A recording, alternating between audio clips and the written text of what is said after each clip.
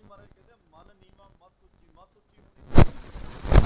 ਇਨਸਾਨ ਇਸ ਅਧਿਆਤਮਿਕ ਸਫ਼ਰ ਨੂੰ ਕਰ ਰਿਹਾ, ਪੌੜੀਆਂ ਚੜ ਰਿਹਾ, ਪਤਾ ਨਹੀਂ ਇੰਨੇ ਵਿਕਾਰ ਨੇ, ਇੰਨੀਆਂ ਵਾਸ਼ਨਾਵਾਂ, ਮਨ ਨੇ ਕਿਸ ਵਿਕਾਰ ਨੂੰ ਵੇਖ ਕੇ ਥੱਲੇ ਆ ਜਾਣਾ, ਨਿਵਾਣ ਵੱਲ ਆ ਜਾਣਾ, ਕੋਈ ਪਤਾ ਨਹੀਂ। ਇਸ ਲਈ ਗੁਰੂ ਨੂੰ ਅੰਗ ਸੰਗ ਲੈ ਕੇ ਚੱਲੋ, ਗੁਰੂ ਨੂੰ ਨਾਲ ਲੈ ਕੇ ਚੱਲੋ, ਵਾਰ-ਵਾਰ ਅਰਦਾਸ ਕਰਦੇ ਰਹੋ,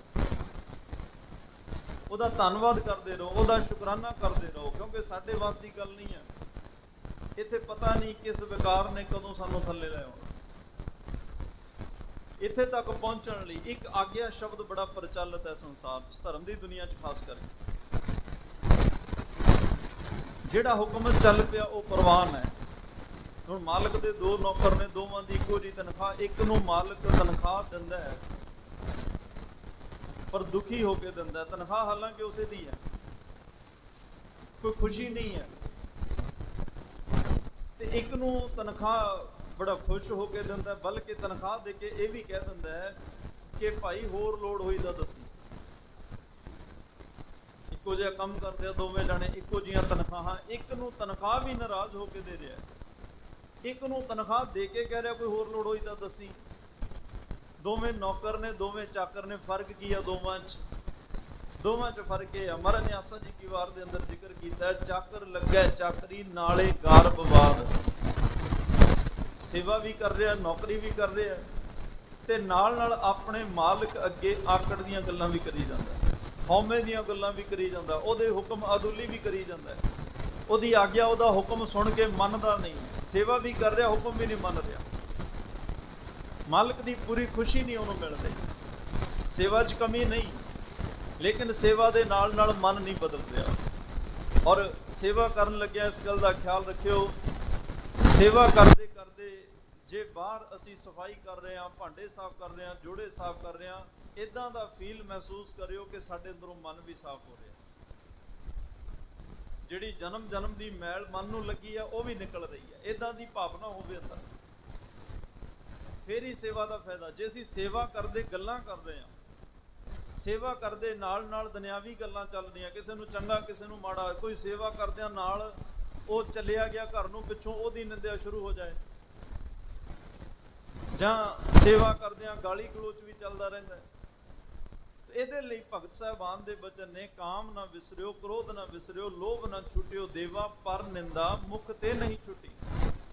ਨਿਫਲ ਭਈ ਸਭ ਸੇਵਾ। ਬੀਬੀਆਂ ਪ੍ਰਸ਼ਾਦੇ ਬਣਾਉਂਦੀਆਂ, ਗੱਲਾਂ ਕਰਨਗੀਆਂ ਤਾਂ ਗੱਲਾਂ ਤਾਂ ਸੰਸਾਰ ਦੀਆਂ ਹੋਣਗੀਆਂ, ਫਿਰ ਉਹ ਸੇਵਾ 'ਚ ਕਿਤੇ ਨਾ ਕਿਤੇ ਕਮੀ ਰਹਿ ਜਾਂਦੀ ਹੈ। ਜਿਹਦੀ ਸੇਵਾ ਕਰ ਰਹੇ ਹੋ, ਜਿੱਥੇ ਬੈਠ ਕੇ ਸੇਵਾ ਕਰ ਰਹੇ ਹੋ, ਧਿਆਨ ਵੀ ਉੱਥੇ ਹੋਵੇ, ਉਹਦਾ ਸਿਮਰਨ, ਉਹਦਾ ਨਾਮ ਸਾਡੀ ਰਸਨਾ ਤੇ ਹੋਵੇ।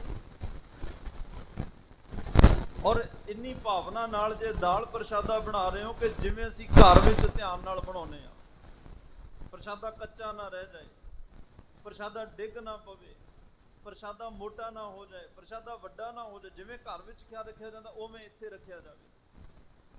ਇਹ ਨਹੀਂ ਕਿ ਵਿੰਗੇ ਟੇਢੇ ਜਿਵੇਂ ਬਣਦੇ ਆ, ਕੋਈ ਕੱਚਾ ਰਹਿ ਗਿਆ, ਕੋਈ ਬਹੁਤਾ ਸੜ ਗਿਆ ਵੀ ਚਲੋ ਆਪੇ ਖਾਂਦੇ ਰਹਿਣਗੇ, ਨਹੀਂ।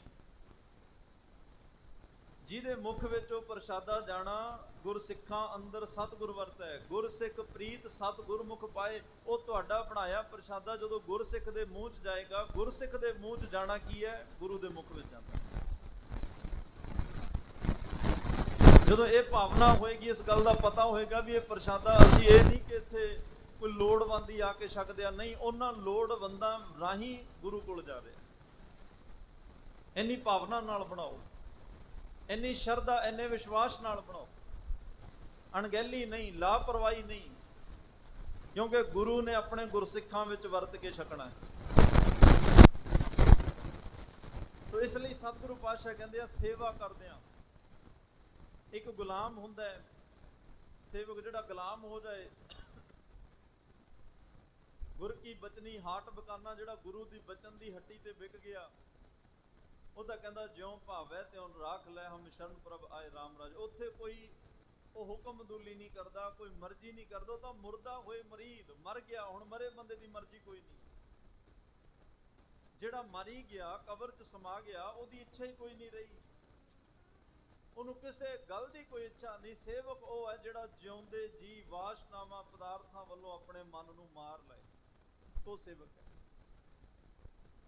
ਗੁਰੂ ਗੋਰਖ ਹੈ, ਕਬਰ ਹੈ, ਉਸ ਕਬਰ ਵਿੱਚ, ਜੇ ਕਬਰ ਵਿੱਚ ਮੁਰਦਾ ਦਫਨਾਇਆ ਜਾਂਦਾ ਹੈ ਮੁਰਦੇ ਨੂੰ ਪਾਇਆ ਜਾਂਦਾ ਤਾਂ ਗੁਰੂ ਕਬਰ ਵਿੱਚ ਜੇ ਸਮਾਉਣਾ ਚਾਹੁੰਦਾ ਆਪਣੇ ਮਨ ਨੂੰ ਮਾਰ ਕੇ ਹੀ ਸਮਾਇਆ ਜਾ ਸਕਦਾ।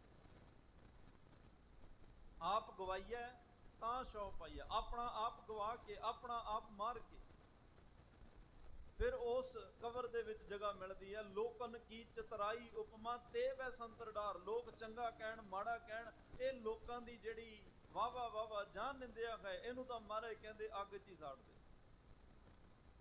ਧਿਆਨ ਹੀ ਨਾ ਦੇ ਮੇਰੇ ਲਈ ਕੌਣ ਕੀ ਕਹਿ ਰਿਹਾ।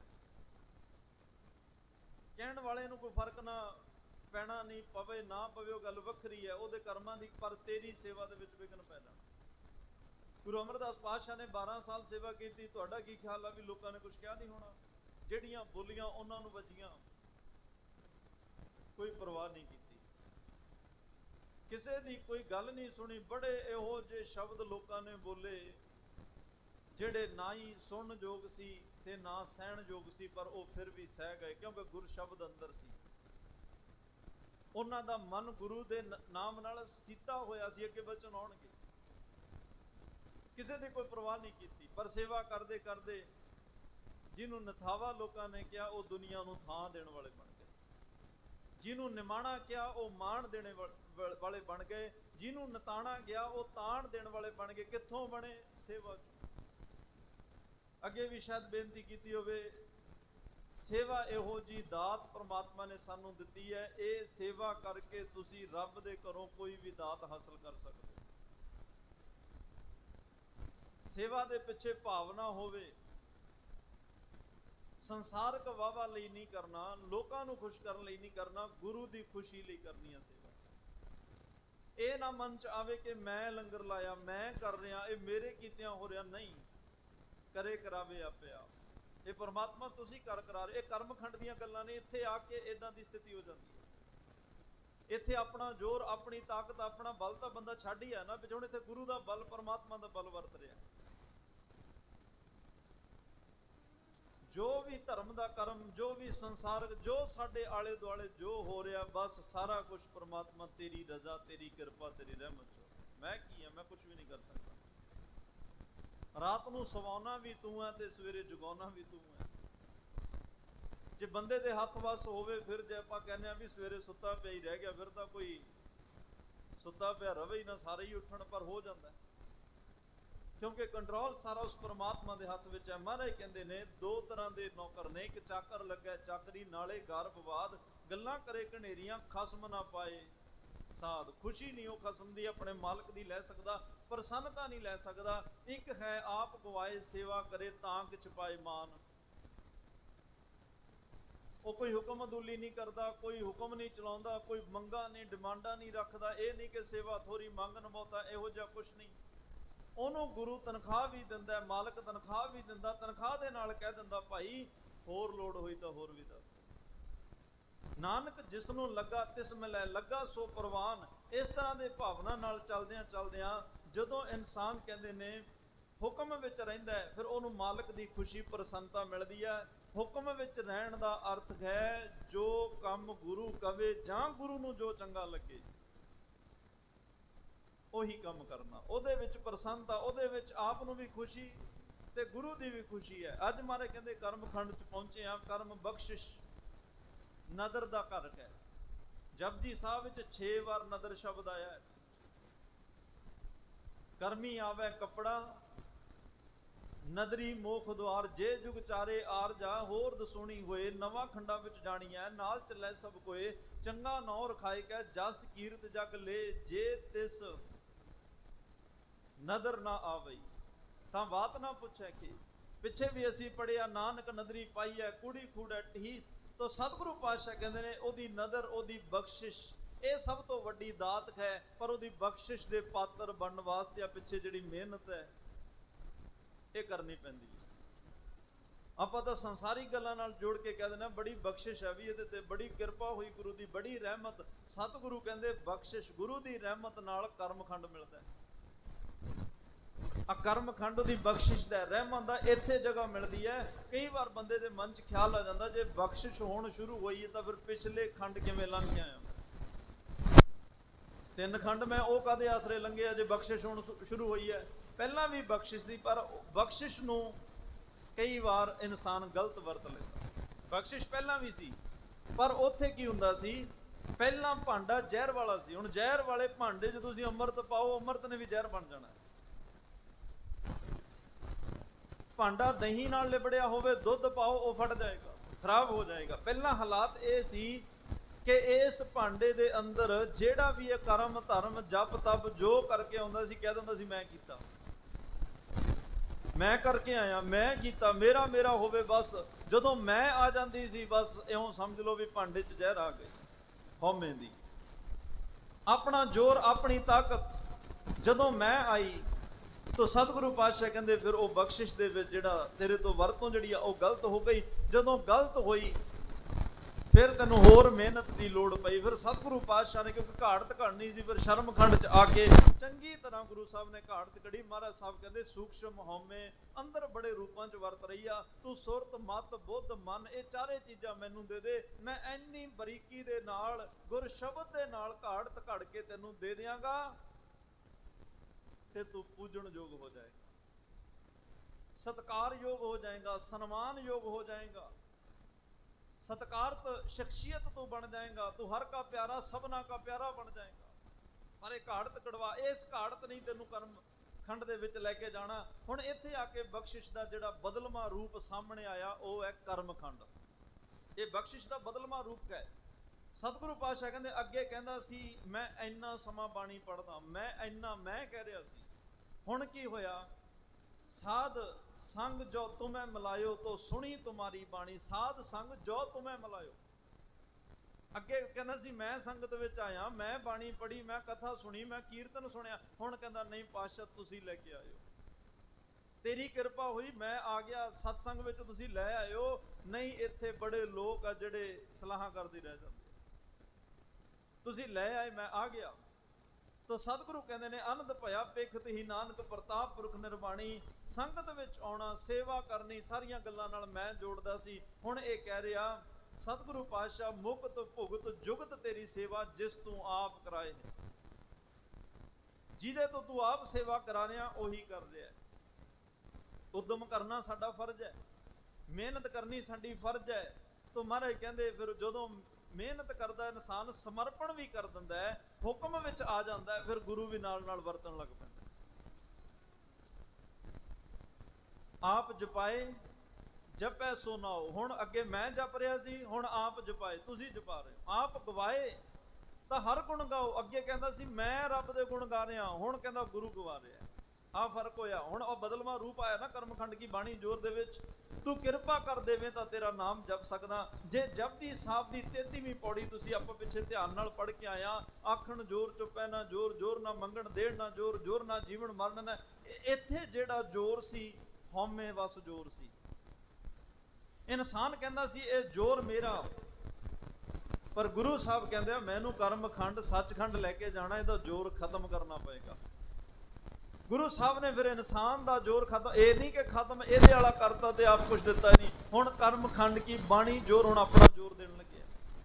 ਪਰ ਆਪਣਾ ਜੋਰ ਤਾਂ ਹੀ ਹੋਏਗਾ ਵਸਤੂ ਅੰਦਰ ਵਸਤ ਸਮਾਵੈ, ਜੇ ਦੂਜੀ ਹੋਵੇ ਪਾਸ, ਜੇ ਦੂਜੀ ਵਸਤੂ ਕੋਲ ਹੋਵੇ ਤਾਂ ਹੀ ਪਹਿਲੀ ਨੂੰ ਕੱਢਾਂਗੇ ਨਾ, ਪਹਿਲੀ ਕੱਢਦੀ ਦੂਜੀ ਹੋਵੇ ਨਾ। ਗੁਰੂ ਸਾਹਿਬ ਨੇ ਪਹਿਲਾ ਜੋਰ ਕੱਢਿਆ ਕਿਉਂਕਿ ਹਉਮੈ ਭਰਿਆ ਜੋਰ ਸੀ, ਹੰਕਾਰ ਵਾਲਾ ਜੋਰ ਸੀ, ਮੈਂ ਮੇਰੀ ਦਾ ਜੋਰ ਸੀ, ਮੇਰੀ ਤਾਕਤ, ਪੈਸੇ ਦਾ ਜੋਰ, ਬੜੇ ਤਰ੍ਹਾਂ ਦਾ ਜੋਰ ਸੀ, ਉਹ ਸਾਰਾ ਖਤਮ ਕੀਤਾ। ਕਿਉਂਕਿ ਹੁਣ ਕਰਮਖੰਡ ਕੀ ਬਾਣੀ ਜੋਰ, ਇੱਥੇ ਹੁਣ ਬਖਸ਼ਿਸ਼ ਦਾ ਜੋਰ, ਰੱਬ ਦੇ ਘਰ ਦਾ ਜੋਰ ਵਰਤਣਾ ਹੈ। ਤੋ ਸਤਿਗੁਰੂ ਪਾਤਸ਼ਾਹ ਕਹਿੰਦੇ ਆ ਜਿੰਨਾ ਚਿਰ ਤੇਰਾ ਤੂੰ ਆਪਣਾ ਜੋਰ ਨਹੀਂ ਨਾ ਛੱਡਦਾ, ਸ਼ੇਖਾ ਆਪਣਾ ਜੋਰ ਛੱਡ ਤੂੰ। ਕੱਲ ਵੀ ਹੁਕਮਨਾਮਾ ਸਾਹਿਬ ਆਇਆ ਸੀ ਨਾ ਕਿ ਹੇ ਸ਼ੇਖਾ, ਹੇ ਸ਼ੇਖ, ਇਸਲਾਮੀ ਦੁਨੀਆ 'ਚ ਇੱਕ ਬਜ਼ੁਰਗ ਨੂੰ, ਇੱਕ ਵਿਦਵਾਨ, ਇੱਕ ਗਿਆਨੀ ਭਗਤ ਨੂੰ ਕਿਹਾ ਜਾਂਦਾ, ਜਿਵੇਂ ਆਪਾਂ ਬਾਬਾ ਸ਼ੇਖ ਫਰੀਦ ਸਾਹਿਬ ਕਹਿੰਦੇ ਆ, ਉਹਨੂੰ ਕਿਹਾ ਭਾਈ ਆਪਣਾ ਜ਼ੋਰ ਛੱਡ, ਤੂੰ ਆਪਣਾ ਜ਼ੋਰ ਛੱਡ ਤੇ ਰੱਬ ਦੇ ਭੈ ਵਿੱਚ ਚੱਲ, ਤੂੰ ਤਾਂ ਆਪਣੇ ਜ਼ੋਰ ਤੇ ਖੜਾ ਹੈ। ਜੇ ਆਪ ਜਿੰਨਾ ਚਿਰ ਆਪਣਾ ਜ਼ੋਰ ਨਹੀਂ ਛੱਡੇਗਾ ਹਉਮੈ ਨਹੀਂ ਨਿਕਲਣੀ, ਹਉਮੈ ਨਿਕਲੇਗੀ ਨਹੀਂ ਤੇ ਫਿਰ ਰੱਬ ਕਿਵੇਂ ਆਏਗਾ। ਹਉਮੈ ਨਾਵੇ ਨਾਲ ਵਿਰੋਧ ਹੈ, ਦੋਵਾਂ ਦਾ ਵਿਰੋਧ ਹੈ। ਪਹਿਲਾਂ ਆਪਣਾ ਜ਼ੋਰ ਛੱਡ ਕੇ ਆਇਆ, ਹੁਣ ਗੁਰੂ ਨੇ ਇਹਨੂੰ ਜ਼ੋਰ ਦੇਣਾ। ਜਿਹੜੀ ਹੁਣ ਤਾਕਤ ਮਿਲਣੀ ਹੈ ਨਾ, ਉਹਦੇ 'ਚ ਖੂਬੀ ਇਹ ਹੈ ਕਿ ਉਹ ਕਦੇ ਗਲਤ ਨਹੀਂ ਵਰਤਦਾ। ਇਹ ਜ਼ੋਰ ਕਦੇ ਗਲਤ ਨਹੀਂ ਵਰਤਿਆ ਜਾਂਦਾ। ਦੋ ਚੀਜ਼ਾਂ ਬੜੀਆਂ ਲੰਮੀਆਂ ਚੱਲਦੀਆਂ ਨੇ, ਇੱਕ ਹਉਮੈ ਤੇ ਇੱਕ ਮਾਇਆ। ਲੰਬੀਆਂ ਵੀ ਚੱਲਦੀਆਂ, ਬੜੇ ਰੂਪਾਂ ਵਿੱਚ ਵੀ ਆਉਂਦੀਆਂ ਨੇ। ਵੱਡੇ ਵੱਡੇ ਤਪੀਸ਼ਰਾਂ ਨੂੰ ਵੀ ਇਹਨਾਂ ਨੇ ਆਪਣੇ ਕਲਾਵੇ 'ਚ ਲੈ ਲਿਆ, ਵੱਡੇ ਵੱਡੇ ਮੁਨੀਵਰ ਲੋਕਾਂ ਨੂੰ ਇਹਨਾਂ ਨੇ ਅਲਝਾ ਲਿਆ। ਇਹ ਦੋਵੇਂ ਚੀਜ਼ਾਂ ਨੇ, ਹਉਮੈ ਤੇ ਮਾਇਆ ਨੇ। ਮਾਨ ਮੁਨੀ ਮੁਨ ਵਰਗ ਲੈ, ਮਾਨ ਸਭੈ ਕੋ ਖਾਏ। ਪਾਤਸ਼ਾਹ ਨੇ ਕਹਿ ਦਿੱਤਾ ਕਿ ਭਾਈ ਇਹ ਹਉਮੈ ਇੰਨੀ ਸੂਖਸ਼ਮ ਆਉਂਦੀ ਹੈ, ਮੁਨੀਵਰ ਲੋਕਾਂ ਨੂੰ ਵੀ ਇਹ ਮਾਣ ਹੰਕਾਰ ਖਾ ਜਾਂਦਾ ਹੈ। ਕਬੀਰ ਮਾਇਆ ਚੋਰਟੀ ਮੁਸ ਮੁਸ ਲਾਵੇ ਘਾਟ। ਮਾਇਆ ਨੇ ਇੰਨੇ ਰੂਪ ਬਣਾਏ, ਲੋਕਾਂ ਨਾਲ ਠੱਗੀਆਂ ਮਾਰ ਮਾਰ ਕੇ ਆਪਣੀ ਦੁਕਾਨ ਸਜਾ ਕੇ ਬੈਠ ਗਏ। ਉਹ ਮੈਨੂੰ ਵੀ ਠੱਗਣ ਆਈ, ਕਬੀਰ ਸਾਹਿਬ ਕਹਿੰਦੇ। ਇੱਕ ਕਬੀਰਾ ਨਾਮ ਹੁਸੈਨ ਕੀਨੀ ਬਾਰੇ ਬੜ। ਪਰ ਕਬੀਰ ਕਹਿੰਦੇ ਮੈਂ ਰੱਬ ਦੇ ਭਰੋਸੇ ਤੇ ਜਿਉਣ ਵਾਲਾ, ਰੱਬ ਨੇ ਮੈਨੂੰ ਆਪਣੀ ਬੁੱਕਲ ਵਿੱਚੋਂ ਕਦੇ ਬਾਹਰ ਨਹੀਂ ਨਿਕਲਣ ਦਿੱਤਾ। ਮੈਂ ਉਸ ਮਾਇਆ ਠੱਗਣੀ ਤੋਂ ਬਚ ਗਿਆ। ਕਿਉਂਕਿ ਠੱਗ ਕੀ ਕਰਦਾ ਹੈ? ਚੋਰ ਰਾਤ ਨੂੰ ਚੋਰੀ ਕਰਦਾ, ਖਤਰਾ ਉਹ 'ਚ ਵੀ ਹੈ। ਡਾਕੂ ਕਿਸੇ ਹਥਿਆਰ ਦੀ ਨੋਕ ਤੇ ਬੰਦੇ ਨੂੰ ਠੱਗਦਾ, ਲੁੱਟਦਾ, ਮਾਰਦਾ। ਮਰ ਵੀ ਸਕਦਾ, ਮਾਰ ਵੀ ਸਕਦਾ, ਪਰ ਠੱਗ ਬੰਦੇ ਕੋਲੇ ਮਿੱਠੀ ਜ਼ੁਬਾਨ ਦੀ ਛੁਰੀ ਹੁੰਦੀ ਹੈ। ਦਿਲ ਕਾਤੀ ਗੁੜਵਾਤ। ਠੱਗ ਬੰਦਾ ਗੱਲਾਂ ਨਾਲ ਠੱਗਦਾ, ਗੱਲਾਂ ਇੰਨੇ ਕਮਾਲ ਦੀਆਂ ਰੱਬ ਥੱਲੇ ਲਾ ਲੈਂਦਾ। ਸੁਣਨ ਵਾਲਾ ਹੈਰਾਨ, ਪਰ ਜਦੋਂ ਉਹਦੇ ਦਾਅ ਤੇ ਆਉਂਦੀ ਆ ਗੱਲ ਤੇ ਬਨਾਰਸ ਕੇ ਠੱਗ ਬਣ ਜਾਂਦੇ ਆ। ਮਾਇਆ ਐਵੇਂ ਠੱਗਦੀ ਆ, ਵੱਡਿਆਂ ਵੱਡਿਆਂ ਨੂੰ ਠੱਗ ਲੈਂਦੀ ਆ, ਵੱਡਿਆਂ ਵੱਡਿਆਂ ਨੂੰ ਐਡੇ ਐਡੇ ਲਾਲਚ ਦੇ ਕੇ ਭਗਤੀ ਮਾਰਗ ਵੀ ਕਈ ਵਾਰ ਕਈ ਲੋਕ ਭਗਤੀ ਇਸੇ ਕਰਕੇ ਕਰਨ ਲੱਗ ਜਾਂਦੇ ਕਿ ਮਾਇਆ ਬਹੁਤੀ ਆਵੇ। ਰੱਬ ਦੀ ਭਗਤੀ ਰੱਬ ਨੂੰ ਮਿਲਣ ਵਾਸਤੇ ਹੁੰਦੀ ਤਾਂ ਚੰਗਾ ਸੀ। ਕਬੀਰ ਸਾਹਿਬ ਹੁਣਾਂ ਨੇ, ਭਗਤ ਰਵਿਦਾਸ ਜੀ ਹੁਣਾਂ ਨੇ ਰੱਬ ਨੂੰ ਪਾਉਣ ਵਾਸਤੇ, ਰੱਬ ਨੂੰ ਮਿਲਣ ਵਾਸਤੇ ਰੱਬ ਦੀ ਭਗਤੀ ਕੀਤੀ ਤੇ ਰੱਬ ਦਾ ਰੂਪ ਹੋ ਗਏ। ਜਿਨ੍ਹਾਂ ਨੇ, ਜਿਹੜੇ ਅੱਜ ਜਪਜੀ ਸਾਹਿਬ ਬਾਣੀ ਪੜ੍ਹ ਰਹੇ ਆ, ਉਸ ਤੁਰਕੀ ਬਾਣੀ ਨੂੰ, ਅਕਾਲੀ ਬਾਣੀ ਨੂੰ, ਰੱਬ ਦੇ ਘਰ ਤੋਂ ਆਈ ਬਾਣੀ ਨੂੰ ਪੜ੍ਹ ਕੇ ਤੇ ਮਨਸ਼ਾ ਕੋਈ ਸੰਸਾਰ ਨਾਲ ਜੁੜੀ ਰੱਖ ਲੈਣ, ਮਿਲ ਤਾਂ ਜਾਏਗੀ ਪਰ ਮੰਜ਼ਿਲ ਨਹੀਂ, ਜੀਵਨ ਸਫਲ ਨਹੀਂ ਹੋਏਗਾ। ਉਹ ਵਾਸ਼ਨਾ ਦੇ ਵਿੱਚ ਤੈਨੂੰ ਆਵਾ ਗੌਣ ਬਣਿਆ ਰਹੇਗਾ। ਬਾਕੀ ਨਾਮ ਜਪਣ ਵਾਲਿਆਂ ਕੋਲ ਪ੍ਰਭ ਕੈ ਸਿਮਰਨ ਰਿੱਧ ਸਿੱਧ ਨੌ ਨਿਧ, ਇਹ ਸਾਰਾ ਕੁਝ ਪਿੱਛੇ ਪਿੱਛੇ ਚੱਲਦਾ ਹੈ। ਪਰ ਇਹਨਾਂ ਚੀਜ਼ਾਂ ਨੂੰ ਆਧਾਰ ਬਣਾ ਕੇ ਤੂੰ ਸਿਮਰਨ ਕਰੇ, ਭਗਤੀ ਕਰੇ, ਫਿਰ ਧਿਆਨ 'ਚ ਤਾਂ ਇੱਕੋ ਹੀ ਚੀਜ਼ ਰਹਿਣੀ ਆ। ਇੱਕ ਜਾਂ ਤਾਂ ਰੱਬ ਨੂੰ ਰੱਖੇਗਾ ਤੇ ਜਾਂ ਜਿਹੜੀ ਚੀਜ਼ ਲਈ ਤੂੰ ਉਪਾਸਨਾ ਕਰ ਰਿਹਾ ਉਹਨੂੰ ਰੱਖਿਆ। ਦੋ ਚੀਜ਼ਾਂ ਇਕੱਠੀਆਂ ਨਹੀਂ ਰਹਿ ਸਕਦੀਆਂ, ਕਿਉਂਕਿ ਹਉਮੈ ਨਾਵੇ ਨਾਲ ਵਿਰੋਧ ਕਰ। ਸਤਿਗੁਰੂ ਪਾਤਸ਼ਾਹ ਕਹਿੰਦੇ ਨੇ ਇੱਥੇ ਜਿਹੜੀ ਬਖਸ਼ਿਸ਼ ਹੋਣ ਲੱਗੀ ਆ, ਉਹਦੀ ਇਹ ਫਿਰ ਖੂਬੀ, ਇਸ ਕਰਮਖੰਡ ਦੀ ਬਖਸ਼ਿਸ਼ ਦੀ ਖੂਬੀ ਪਤਾ ਕੀ ਹੈ? ਜ਼ੋਰ ਇੱਥੇ ਵੀ ਆ, ਜ਼ੋਰ ਪਹਿਲਾਂ ਵੀ। ਹੁਣ ਫਰਕ ਕੀ ਹੋਇਆ? ਚੋਰ ਕੋਲ, ਡਾਕੂ ਕੋਲ ਵੀ ਚਾਕੂ ਹੈ, ਡਾਕਟਰ ਕੋਲ ਵੀ ਹੈ ਹਥਿਆਰ, ਡਾਕੂ ਕੋਲ ਵੀ ਹੈ ਹਥਿਆਰ, ਸਰਕਾਰ ਕੋਲ ਵੀ ਹੈ। ਹੁਣ ਫਰਕ ਦੋਨਾਂ 'ਚ ਕਿੰਨਾ ਹੈ? ਚੋਰ ਚਾਕੂ ਮਾਰ ਕੇ ਕਿਸੇ ਦੀ ਜਾਨ ਲੈਣੀ ਚਾਹੁੰਦਾ, ਮਾਰਨਾ ਚਾਹੁੰਦਾ। ਡਾਕਟਰ ਨੂੰ ਚਾਕੂ ਹਥਿਆਰ ਦੇਣ ਤੋਂ ਪਹਿਲਾਂ, ਛੁਰੀ ਦੇਣ ਤੋਂ ਪਹਿਲਾਂ ਉਹ ਗਿਆਨ ਪੜ੍ਹਾਇਆ ਗਿਆ, ਉਹਨੂੰ ਮੱਤ ਦਿੱਤੀ ਗਈ, ਉਹਨੂੰ ਅਕਲ ਦਿੱਤੀ ਗਈ ਕਿ ਇਸ ਚਾਕੂ ਛੁਰੀ ਨੂੰ ਵਰਤਣਾ ਕਿਵੇਂ ਹੈ। ਉਹਨੂੰ ਪਹਿਲਾਂ 12-15 ਸਾਲ, 20-25 ਸਾਲ ਦੀ ਉਮਰ ਤੱਕ, 30 ਸਾਲ ਦੀ ਉਮਰ ਤੱਕ ਪੜ੍ਹਨਾ ਪਿਆ। ਉਹਨੂੰ ਗਿਆਨ ਹੀ ਦਿੱਤਾ ਗਿਆ ਜਿਹੜੀ ਆ ਤੈਨੂੰ ਛੁਰੀ, ਜਿਹੜੇ ਆ ਹਥਿਆਰ, ਇੰਸਟਰੂਮੈਂਟ ਫੜਾਉਣੇ ਆ ਨਾ, ਇਹ ਤੂੰ ਵਰਤਣੇ ਕਿਵੇਂ ਆ।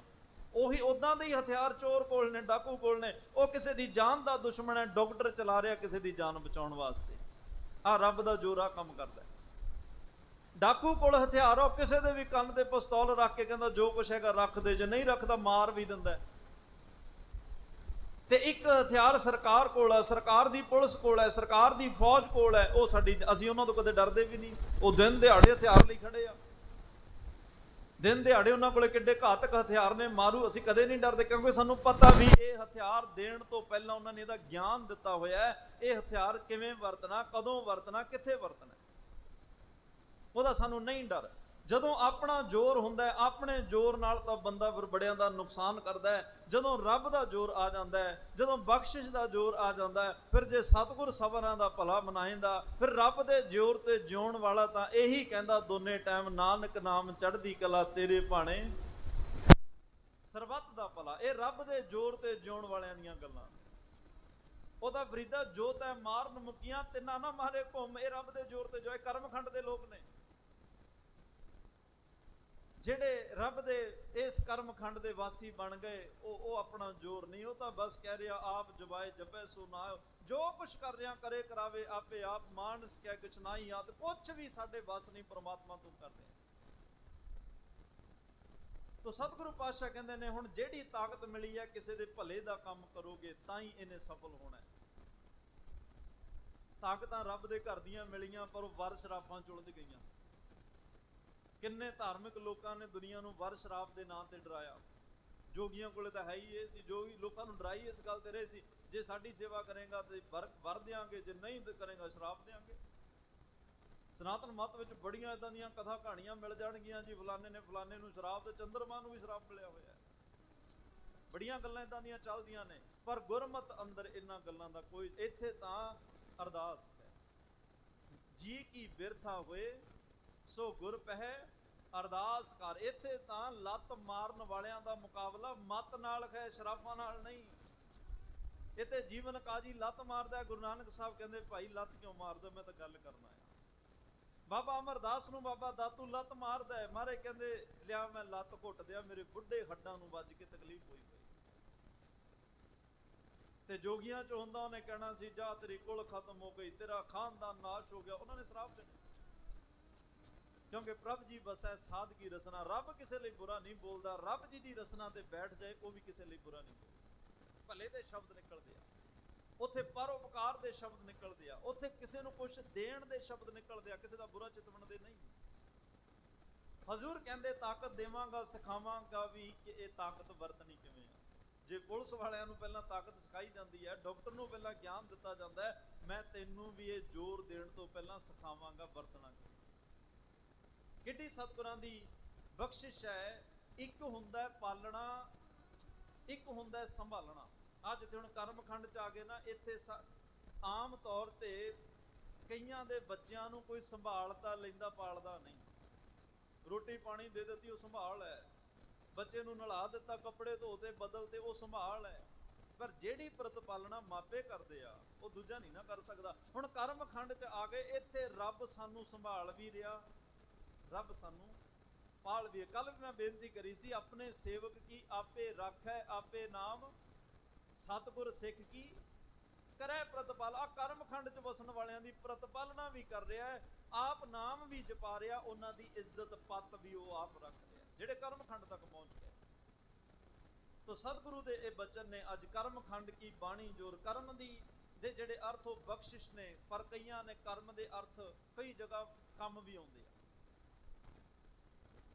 ਔਰ ਸਤਿਗੁਰੂ ਕਹਿੰਦੇ ਨੇ ਕਰਮ ਨੇ, ਕਰਮ ਚਲੋ ਕਰਮ ਦੇ ਅਰਥ ਜੇ ਇੱਕ ਜਗ੍ਹਾ ਕੰਮ ਕਰੀਏ, ਤੇਰੇ ਕੰਮ ਨੇ, ਤੇਰੇ ਕਰਮ ਨੇ ਬਦਲ ਕੇ ਹੀ ਕਰਮ ਬਣਨਾ ਹੈ। ਹੁਣ ਕਰਮ ਨਹੀਂ ਕਰੇਗਾ, ਕਰਮ ਕਿਵੇਂ ਮਿਲੇਗਾ? ਹੁਣ ਕਰਮ ਕੰਮ, ਕਰਮ ਬਖਸ਼ਿਸ਼। ਤੇਰੇ ਕਰਮ, ਹੁਣ ਕੋਈ ਬੱਚਾ ਸਕੂਲ ਜਾਏਗਾ ਨਹੀਂ, ਪੜ੍ਹੇਗਾ ਨਹੀਂ, ਟੀਚਰ ਤੋਂ ਵੈਰੀ ਗੁੱਡ ਕਿਵੇਂ ਮਿਲੇਗੀ, ਸ਼ਾਬਾਸ਼ੀ ਕਿਵੇਂ ਮਿਲੇਗੀ, ਸਰਟੀਫਿਕੇਟ ਕਿਵੇਂ ਮਿਲੇਗਾ, ਨੌਕਰੀ ਕਿਵੇਂ ਮਿਲੇਗੀ?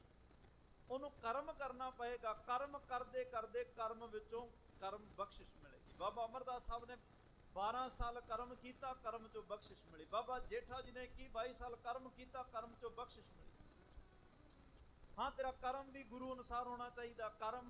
ਕਰਮ ਦੇ ਅੱਗੇ ਸੱਸਾ ਲਾ ਦੋ ਸੋ ਕਰਮ ਬਣ ਜਾਂਦਾ ਹੈ। ਕਰਮ ਦੇ ਅੱਗੇ ਕੱਕੇ ਨੂੰ ਔਂਕੜ ਲਾ ਦੋ, ਕੋ ਕਰਮ ਬਣ ਜਾਂਦਾ ਹੈ। ਕਰਮ ਦੇ ਅੱਗੇ ਦੱਦਾ ਲਾ ਦੋ, ਦੁਕਰਮ ਬਣ ਜਾਂਦਾ। ਹੁਣ ਕਈ ਲੋਕ ਗਲਤ ਕੰਮਾਂ ਨੂੰ ਵੀ ਕਹਿੰਦੇ ਜੀ ਰੋਜੀ ਰੋਟੀ ਹੈ। 420 ਲੋਕਾਂ ਨਾਲ ਕਰਨੀ, ਲੋਕਾਂ ਦੇ ਹੱਕ ਮਾਰਨੇ, ਲੋਕਾਂ ਨੂੰ ਠੱਗਣਾ, ਉਹਨੂੰ ਵੀ ਕਹਿੰਦੇ ਜੀ ਕਿਰਤ ਆ, ਰੋਜੀ ਰੋਟੀ ਹੈ ਸਾਡੀ। ਤੇ ਹੁਣ ਚੋਰ ਕਵੇ ਜੀ ਮੇਰੀ ਤਾਂ ਰੋਜੀ ਰੋਟੀ ਹੈ, ਮੇਰੀ ਤਾਂ ਇਹ ਕਿਰਤ ਹੈ। ਚੋਰ ਫੜਿਆ ਜਾਵੇ, ਜੱਜ ਦੇ ਸਾਹਮਣੇ ਪੇਸ਼ ਕਰੋ, ਜੱਜ ਕਵੇ ਵੀ ਚੋਰੀ ਕੀਤੀ, ਉਹ ਕਵੇ ਜੀ ਮੇਰੀ ਤਾਂ 10 ਨੌ ਦੀ ਕਿਰਤ ਹੈ, ਮੇਰੀ ਤਾਂ ਰੋਜੀ ਰੋਟੀ ਇੱਥੋਂ ਚੱਲੇਗੀ, ਜੱਜ ਛੱਡੇਗਾ? ਕੱਲ ਇੱਥੇ ਪਰਤਰਿਆ ਰੂਪ ਨਾ ਵੇਖਿਆ ਨੇਤਰ, ਤੂੰ ਨੇਤਰਾਂ ਨਾਲ, ਕੰਨਾਂ ਨਾਲ, ਰਸਨਾ ਨਾਲ ਇੰਨੇ ਤਰ੍ਹਾਂ ਦੀਆਂ ਚੋਰੀਆਂ ਕਰਕੇ ਕੱਲ ਗੁਰੂ ਸਾਹਿਬ ਦੇ ਸਾਹਮਣੇ ਜਾ ਕੇ ਕਵੇਂ ਜੀ ਮੇਰੀ ਤਾਂ ਇੱਕ ਕਿਰਤ ਹੈ 10 ਨੌ ਦੀ, ਕੀ ਗੁਰੂ ਸਾਹਿਬ ਮਾਫੀ ਦੇਣਗੇ? ਚੋਰੀ ਤਾਂ ਚੋਰੀ ਹੈ ਨਾ, ਲੱਖ ਦੀ ਹੋਵੇ ਕੱਖ ਦੀ ਹੋਵੇ। ਕਈ ਲੋਕਾਂ ਨੇ ਗਲਤ ਕੰਮਾਂ ਨੂੰ ਵੀ ਉਹ ਸਮਝ ਰਿਹਾ 10 ਨੌ ਦੀ ਕਿਰਤ ਕਰ ਰਹੇ ਹਾਂ, ਬੱਚੇ ਪਾਲ ਰਹੇ ਹਾਂ, ਪਰ ਉਹਨਾਂ ਦੇ ਨਤੀਜੇ ਵੀ ਸਾਡੀ ਅੱਖਾਂ ਸਾਹਮਣੇ ਹੁੰਦਾ ਕੀ ਕੁਛ ਹੁੰਦਾ। ਤੋ ਸਤਿਗੁਰੂ ਕਹਿੰਦੇ ਨੇ ਤੇਰੇ ਕਰਮ ਨੇ ਬਦਲ ਕੇ ਕਰਮ ਬਣਨਾ, ਬਖਸ਼ਿਸ਼ ਬਣਨੀ ਹੈ। ਕਰਮ ਗੁਰੂ ਅਨੁਸਾਰ, ਗੁਰਮਤ ਅਨੁਸਾਰ ਹੋਵੇ, ਉਸੇ ਕਰਮ 'ਚ ਬਖਸ਼ਿਸ਼ ਹੋਣੀ ਹੈ। ਕਰਮ ਤੇਰੇ 10 ਨੰਬਰੀਆਂ ਵਾਲੇ ਹੋਣ, ਕਰਮ ਤੇਰੇ ਜੁਆਰੀਆਂ ਵਾਲੇ ਹੋਣ, ਕਰਮ ਤੇਰੇ ਵਿਸ਼ਈਆਂ ਵਾਲੇ ਹੋਣ, ਕੱਲ ਤੂੰ ਕਵੇਂ ਮੈਂ ਕਰਮ ਕਰ ਰਿਹਾ, ਬਖਸ਼ਿਸ਼ ਤਾਂ ਹੋਈ ਨਹੀਂ, ਕਿਵੇਂ ਹੋਏਗੀ? ਕਰਮ ਵੀ ਉਹੋ ਜਿਹਾ ਹੋਵੇ। ਹਾਂ, ਉਸ ਕਰਮ ਦੇ ਪਿੱਛੇ ਚਲੋ ਜੇ ਕਰਮ ਗਲਤ ਹੈ, ਜਾਣੇ ਅਣਜਾਣੇ ਹੋ ਗਿਆ, ਜਾਂ ਕਿਸੇ ਨੇ ਕਰਾ ਲਿਆ, ਜਾਂ ਆਪਦਾ ਹੀ ਮਨ ਸੀ ਵੀ ਮੈਂ ਆ ਵੀ ਕਰਕੇ ਵੇਖਣਾ, ਪਰ ਇੱਕ ਮੋੜ ਤਾਂ, ਇੱਕ ਪਲ ਤਾਂ, ਇੱਕ ਮੌਕਾ ਤਾਂ ਰੱਬ ਸਭ ਨੂੰ ਦਿੰਦਾ ਨਾ ਸਮਝਣ ਦਾ। ਕਈ ਕਈ ਮੌਕੇ ਮਿਲਦੇ ਆ, ਬਲਕਿ ਇੱਕ ਨਹੀਂ, ਗਨਕਾਂ ਨੂੰ ਮਿਲਿਆ ਹੀ ਆ ਸਾਂਭ ਕੇ ਮੌਕਾ, ਅਜਾ ਮਲ ਨੂੰ ਮਿਲਿਆ ਹੀ ਸੀ ਸਾਂਭ ਕੇ ਮੌਕਾ। ਜਿਨ੍ਹਾਂ ਨੇ ਸੰਭਾਲਿਆ ਉਹਨਾਂ ਦੀ ਉਦਾਹਰਨਾਂ ਮਾਰੇ ਨੇ ਦੇ ਦਿੱਤੀਆਂ। ਗਨਕਾ ਪਾਪਣ ਹੋਈ ਕਹਿ ਪਾਪਾਂ ਦਾ ਗਲ ਹਾਰ ਪਰੋ, ਜਿਹਦੇ ਗਲ 'ਚ ਪਾਪਾਂ ਦਾ ਹਾਰ ਬਣਾ ਕੇ ਪਾਇਆ ਹੋਵੇ, ਐਡੇ ਵੱਡੇ ਪਾਪੀ ਦਾ ਬਖਸ਼ਿਆ ਜਾਣਾ ਬੜਾ ਕਠਿਨ ਹੈ। ਬਖਸ਼ੇ ਕੇ ਮੌਕਾ ਸਾਹਮਣੇ ਉਹਨਾਂ ਦੀ ਉਹ ਕੁਕਰਮ, ਜਿਹੜੇ ਕੁਕਰਮ ਸਨ, ਚਲੋ ਇੱਕ ਮੋੜ ਆਇਆ, ਕਿਸੇ ਨਾ ਕਿਸੇ ਤਰੀਕੇ ਵਿਧ ਬਣੀ। ਜਿਹੜੇ ਪਰਉਪਕਾਰੀ, ਮੈਂ ਪਹਿਲਾਂ ਹੀ ਬੇਨਤੀ ਕੀਤੀ ਆ, ਸਾਡੇ ਘਰ 'ਚ ਕੋਈ ਵਰਸਰਾਫਾਂ ਦੀ ਗੱਲ ਨਹੀਂ ਹੈ। ਜਿਹੜੇ ਇੱਥੇ ਗੁਰੂ ਨੂੰ ਜਪਣ ਵਾਲੇ ਆ, ਉਹ ਤਾਂ ਇੱਕ ਸਾਧ ਨਦੀ ਅਰ ਮੇਘਲਾ, ਸ਼ਸਤਰਾਂ ਦੇ ਬਚਨ ਨੇ, ਚੱਲੇ ਭੁਯੰਗਮ ਚਾਲ ਰਜਵ ਰਜਵ ਪੱਗ ਧਰੇ ਤਹਿ ਤਹਿ ਕਰੇ ਨਿਹਾਲ। ਨਦੀਆਂ ਦਾ ਪਾਣੀ ਹੋਵੇ, ਸੱਪ ਹੋਵੇ, ਸਾਧ ਸੰਤ ਹੋਣ, ਇਹ ਜਿੱਥੇ ਜਿੱਥੇ ਜਾਂਦੇ ਆ ਭਲਾ ਹੀ ਕਰਦੇ ਜਾਂਦੇ। ਕਿਉਂਕਿ ਸੱਪ ਕੋਲ ਮਣੀ ਆ। ਹੁਣ ਤੁਸੀਂ ਕਹੋ ਵੀ ਸੱਪ ਦਾ ਜ਼ਹਿਰ ਦਾ ਭਰਿਆ, ਉਹ ਭਲਾ ਕੀ ਕਰਦਾ? ਮਣੀ ਵੀ ਤਾਂ ਉਹਦੇ ਕੋਲ ਹੀ ਆ ਨਾ। ਆ ਬਰਸਾਤਾਂ ਦਾ ਪਾਣੀ ਅਸੀਂ ਕਈ ਵਾਰ ਕਹਿੰਦੇ ਹਾਂ ਜੀ ਰੱਬ ਨੇ ਹੜ੍ਹ ਲਿਆ ਤੇ ਇੰਨੀ ਮਾੜੀ ਹੋ ਗਈ, ਪਰ ਪਤਾ ਨਹੀਂ ਮੀਂਹ ਪਿਆ, ਪਰਮੇਸ਼ਰ ਪਾਇਆ, ਜੀ ਜੰਤ ਸਭ ਸੁਖੀ। ਉਹਨੇ ਕਿਹਦਾ ਉਹਦੇ ਮਨ ਵਿੱਚ ਧਿਆਨ ਹੈ, ਅਸੀਂ ਤਾਂ ਸਿਰਫ ਆਪਣਾ ਵੇਖਦੇ।